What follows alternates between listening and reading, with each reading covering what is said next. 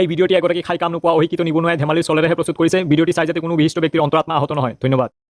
প্ৰেমত বাস খোৱা সেই দিলটোতে আশিকসকলৰ অত্যাচাৰত আজিকালি হোৱাটছআপত ষ্টেটাছ চাব নোৱাৰা হৈছোঁ ভাই। সিহঁতে দুদিন পিছে পিছে প্ৰেম কৰিব, প্ৰেমত বাস খাব, তাৰপিছত আহি হোৱাটছআপত ষ্টেটাছ ফালি থাকিব। এই দৰ্দ ভৰি শায়েৰী, হাৰ্ট টাচিং চং, কিডনি টাচিং চং। ভাই ইমান দুখ সিহঁতৰ জীৱনত, সকলো দুখ সেই ষ্টেটাছতে ফালিব সিহঁতে। সিহঁতৰ সেই দৰ্দ ভৰি ভিডিঅ'বোৰ চাই চাই ভাই মোৰ নিজৰে চকু পানী ওলাই যায় কেতিয়াবা। এনেকুৱা লাগে যে এইমাত্ৰ মোৰে ব্ৰেকআপ হৈছে নেকি। তাৰপিছতহে মনত পৰে নাই মোৰতো গাৰ্লফ্ৰেণ্ডে নাই, কেনেকৈ ব্ৰেকআপ হ'ব। ਹੱਸਦੇ ਚਿਹਰਿਆਂ ਦਾ ਮਤਲਬ ਇਹ ਨਹੀਂ ਹੁੰਦਾ ਕਿ ਉਹਨਾਂ ਨੂੰ ਕਦੇ ਕੋਈ ਤਕਲੀਫ ਨਹੀਂ ਹੁੰਦੀ। ਉਹਦਾ ਮਤਲਬ ਇਹ ਹੁੰਦਾ ਕਿ ਇਹਨਾਂ ਨੂੰ ਤਕਲੀਫਾਂ ਨਾਲ আৰু কেইটামান মক্কেল আছে, সিহঁতে খালি বাৰ্থডে ইউজ কৰি থাকে। আজি অমুকৰ বাৰ্থডে, কালি তমুকৰ বাৰ্থডে, সকলোকে চিনি পায় সিহঁতে। আৰু সকলোৰে খালি বাৰ্থডে ইউজ কৰি থাকে, সদায় সিহঁতৰ বাৰ্থডে থাকে কাৰোবাৰ না কাৰোবাৰ। তহঁতে কি বাৰ্থ চাৰ্টিফিকেট বনোৱা নেকি যে চবৰে বাৰ্থডে তহঁতৰ মনত থাকে? হোৱাটছআপ খুলিলেই ভাই অমুকৰ ফটো দিব হেপী বাৰ্থডে, তমুকৰ ফটো দিব হেপী বাৰ্থডে। যাৰ ছিংগল ফটো নাথাকে তাৰ গ্ৰুপ ফটো হ'লেও বিচাৰি আনিব, আনি কেনে পাৰিলে ৰেড চাৰ্কেল বনাই দিব, বনাই ক'ব এইটোৰ বাৰ্থডে আজি। আৰু ভাই কনফিউজ হৈ যায় মানুহ এই ৰেড চাৰ্কেল বনোৱাৰ পিছত, এইটো বাৰ্থডে বয় না ৱান্টেড ক্ৰিমিনেল। আৰু কেইটামান মহামক্কেল আছে, সিহঁতে ষ্টেটাছ ফালে 18 days left, 17 days left, 16 days left. ভাই এনেকুৱা লাগে সিহঁতৰ ষ্টেটাছ চাই যে আজিৰ পৰা কিজান 18 ডেজ পিছত, 17 ডেজ পিছত পৃথিৱীখনে ধ্বংস হ'ব নেকি।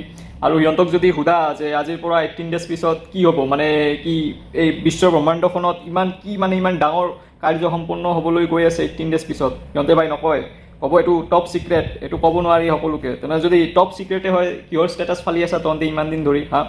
পিছত বেলেগ কাৰোবাক সুধিলেহে গম পোৱা যায় নাই গাৰ্লফ্ৰেণ্ডৰ বাৰ্থডেৰ ৰিমাইণ্ডাৰ লগাই থৈছে সিহঁতে হোৱাটছআপ ষ্টেটাছত।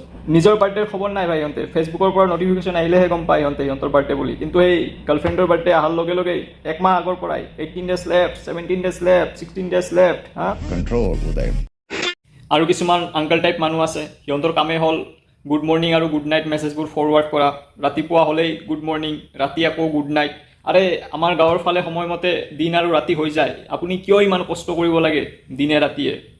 আৰু য'ত যি নিউজ পায় ভাই 4 দিন পিছত ধুমুহা হ'ব, ইমান তাৰিখে ভূমিকম্প হোৱাৰ সম্ভাৱনা আছে, উল্কাপিণ্ডই পৃথিৱীক খুন্দিয়াব, এইবোৰ য'ত যি নিউজ পায় ভাই চব নিউজ সিহঁতে ফৰৱাৰ্ড কৰে, একদম ভিডিঅ' সহকাৰে প্ৰমাণ সহকাৰে সিহঁতে ভাই মেছেজ ফৰৱাৰ্ড কৰে। সেইগিলা মেছেজে সিহঁতে ফৰৱাৰ্ড কৰি থাকে গোটেই দিন ভাই।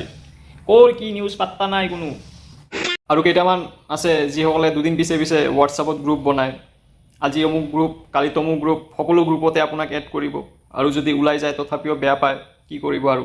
সিদিনা ৰাতিপুৱা শুই উঠি চাওঁ মোৰ মোবাইলত 1021টা মেছেজ। মই ভাবিছোঁ মোৰ এক্সে কিজান মোৰ মেছেজবোৰৰ ৰিপ্লাই দি আছে। তাৰপিছত উঠি চাওঁ স্কুল লাইফৰ কোন মক্কেল এটা ল'ৰা আছিল যি মানে গ্ৰুপ এটা বনাইছে এক্স ষ্টুডেণ্টছ বুলি।